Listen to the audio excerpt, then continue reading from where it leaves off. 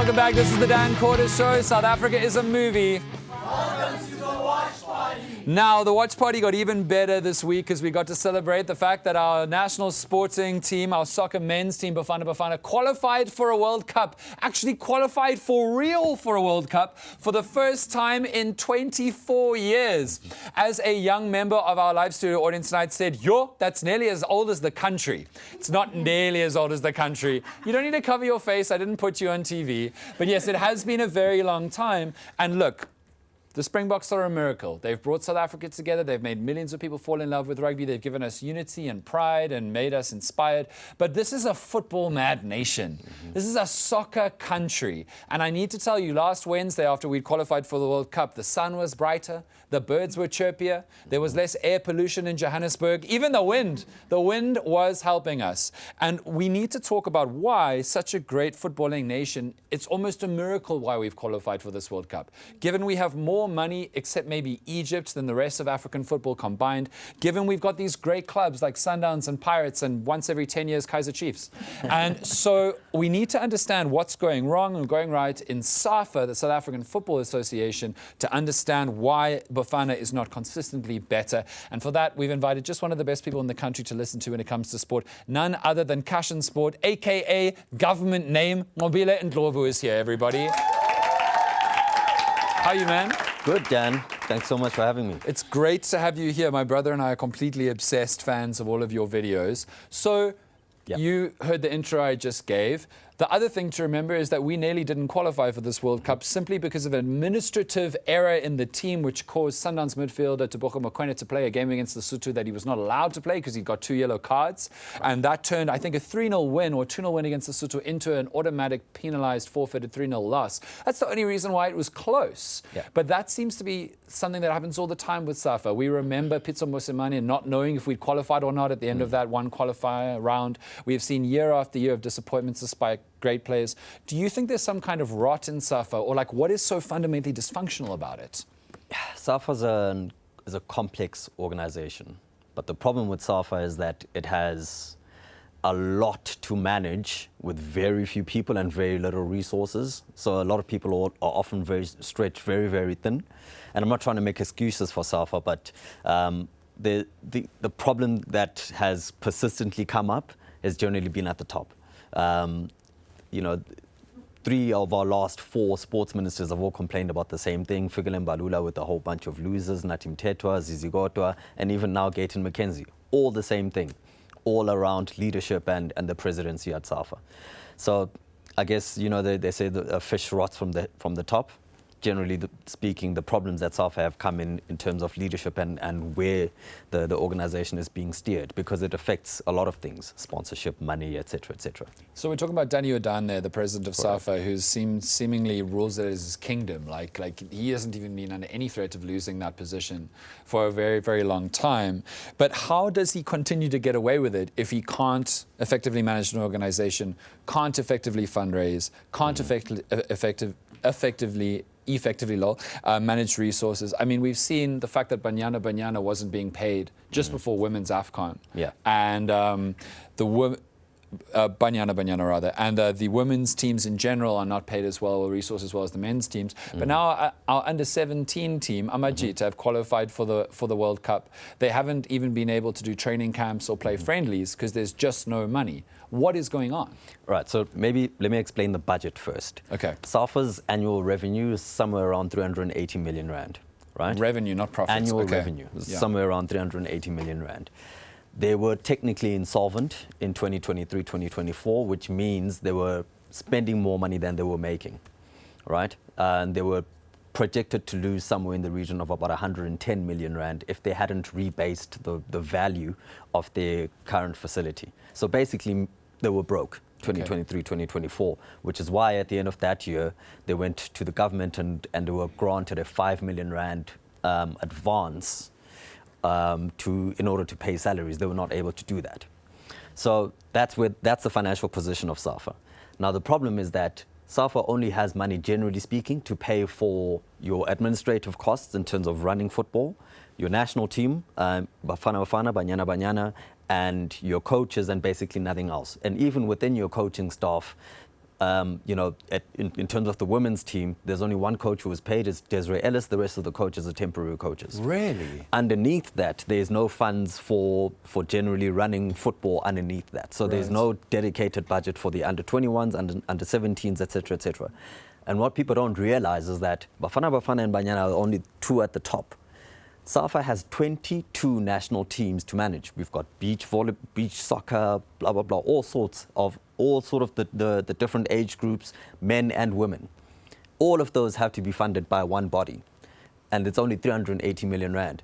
If you look at the revenue for the other sporting codes, SA Rugby generates somewhere in the region of 1.5 billion rand annually. Wow. Cricket South Africa generates somewhere in the region of 1.8 billion.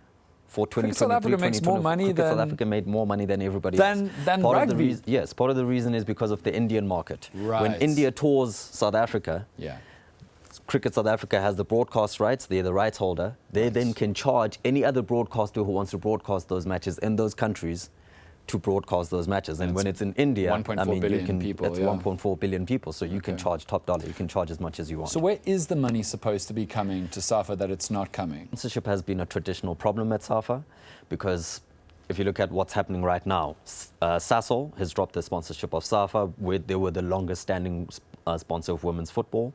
Hollywood Bets had a problem at the beginning of the year where they were thinking as to whether they would cancel the deal with SAFA because a whole bunch of SAFA regional teams took SAFA to court over money that was not paid to them last season. Right. So that was at risk, but thankfully they renewed.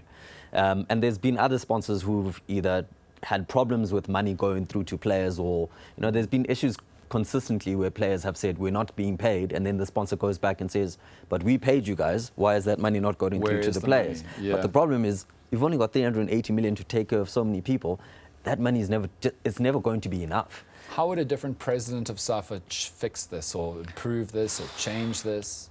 I liken this situation that SAFA is in now to where SA Rugby was before Alistair could Mark Alexander took over and Rossi Erasmus. This was around 2017, 2018.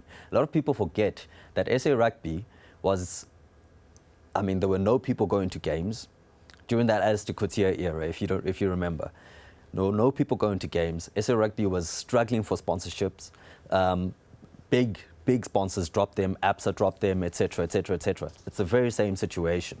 There was a lot of confidence, trust, confidence, etc. that was lost. We need to get into a situation where people can trust the organization. The players on the pitch are trusted to do what they need to do, which they're starting to do now. And there's confidence around the look and feel, the smell of the place is confident. And now it's complicated, by the way, too, because the whole thing, one of the very few things that FIFA is clear on, that's the worldwide governing body of football, is that there cannot be political, they call it meddling or interference, into a sporting federation, a soccer federation. But now Gates and McKenzie, our great and glorious sports minister, not arts and culture, he hasn't done anything for them, but he has now said that he's going to try and get some consequences, because how can there not be consequences for fielding an ineligible player that nearly knocks us out of qualification? But that's also not good, right? We can't have that as a mechanism. How do you view that? On the one side, I think FIFA is an organization that has shown that it doesn't really care for where corruption or issues happen. They're more than happy to protect the presidents of the federations within their world. So on the one side, FIFA protects people by saying, if you politically interfere, we will then come and ban you from playing, from being able to transfer players. So what would happen with a FIFA ban is that, for example, if they instituted one now, any teams playing in CAF competition or FIFA competitions would not be allowed to play. So Sundowns immediately wouldn't be allowed to play. We would then also not go to a World Cup. So that's the one side. And that's a big protection barrier for presidents, because if you try in any way to try and get rid of a president in your country and make them account, they'll just go to FIFA and say, these people are trying to kick me out, so and that then protects you get kicked out. So Danny that protects Danny Jordan and any other president in any country. On the second side is Sports Minister Gayton McKenzie and what he said. I think that by virtue of him coming out to the public and saying, I want to get answers and I want to get this and that and that, he already put pressure on himself, because people are saying, well, you haven't said anything. You know, SAFA hasn't done anything with this guy. Yeah. What's going on? And he was then forced to then go out, send out that statement and say, I want accountability, and then send out an apology to FIFA to say, by the way, please, sorry, I'm not trying to interfere. Yeah. By virtue of going out to the public, you know, any sporting federation in this country can be summoned to Parliament. You can account privately without a whole public issue. I think by virtue of the fact that he went out publicly caused a little bit of a problem, because then he had to go and, you know, say these things publicly. What needs to be done to fix SAFA? Because it's not just a conversation about SAFA. SAFA not doing well means that youth players don't get developed well in women's and men's, means a worse Banyana and a worse Bafana. Yeah. That means a less marketable one. That means ones that sponsors and advertisers don't want to get on, which leads to a cash crunch, which then affects youth development, and it's a dangerous cycle. You have to win. The Springboks are where they are right now because they've won back-to-back World Cups and they've been consistently winning. So you have to win because the product has to be attractive to people, which I think we're getting right. The players are starting to do their job on the pitch, the coaches, etc. On the other side, confidence. Sponsors love confidence. It's like the economic markets. You know, if you're confident in that the money that you put in there is going to go to where it needs to go, and that they're going to protect your investment. And this is what sponsors are doing. They just protecting, they're investing in something and they want something out. Yeah. So those are the two things. Whether you get rid of the president or not, ultimately, I think part of the issue is that people see SAFA and then they look at the president and he's in court for corruption issues, etc., etc. For a long time there were issues with regards to infidelity issues, if we were to call it that way. You know, those issues have persisted for a very long time, and it doesn't inspire confidence, and brands just don't want to associate with it. For sure. You know, so I think that's what the problem is. You know, what people don't realize is that football, in my opinion, is the most valuable sport in the country. By a mile. A Springbok game will generate roughly 1.3 to about 3 million viewers, an average Springbok game. An average PSL game will generate roughly the same amount. A PSL game between Chiefs and Pirates generates about 10 million viewers. Only once in the last 5 years has a Springbok game reached that number, and that was a World Cup final. Yeah. That's because the entire country is watching and everybody wants to watch whether the Springboks will win a World Cup. But generally speaking, a PSL game is equitable to a Springbok game, and the Springboks only play about 8 or 9 times in the country. There's more than 300 PSL games in a season. 100%. So why can't you be the president of SAFA? I'm not a politician. How much money to change that? Well, there's not enough money that I could be paid to do that job, because it's an almost impossible, thankless task. I'm going to take that as a yes. Okay, thank you so much to Nqobile Ndlovu, Cash and Sport, for being here. We so appreciate you. Thank you for having me.